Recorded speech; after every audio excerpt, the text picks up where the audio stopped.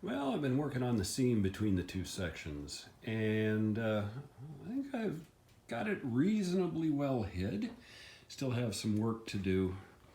I'm going to put a little bit more grass just kind of in this area here to hide. You can see a little bit of the seam going up towards the freight depot.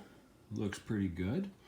I used a fence for part of the freight depot up and across over to the old lumber mill for the factory. That turned out pretty well. The fence is placed on the 4x8 to the right. So on this side it looks good. I used grass on the other piece so that it looks like grass up along the fence. Over on the other side, some foliage in different areas. I still have to add a little bit more ballast between the tracks and that seam. That seam will still be visible, but not as much as it is now. So all in all, I'm a happy camper. Pretty good weekend. It's been fun out on the layout. So a couple of things on this side.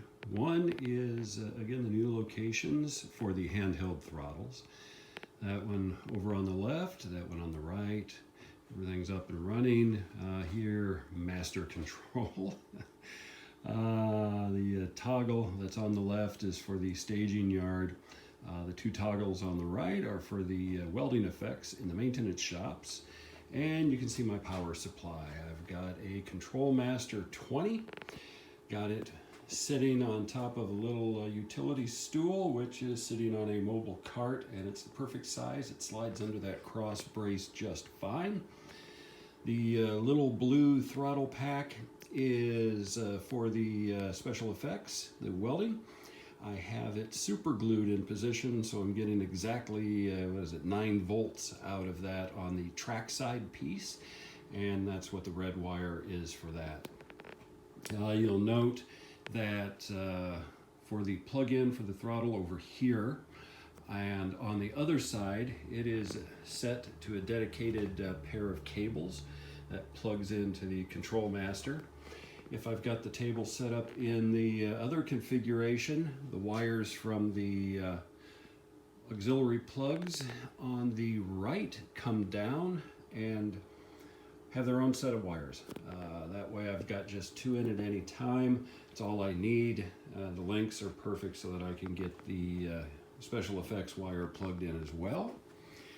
Coming over this way, a little bit more on hiding the seam. So depending upon how you look at it, there's not much of a seam left to see when the tables are put together.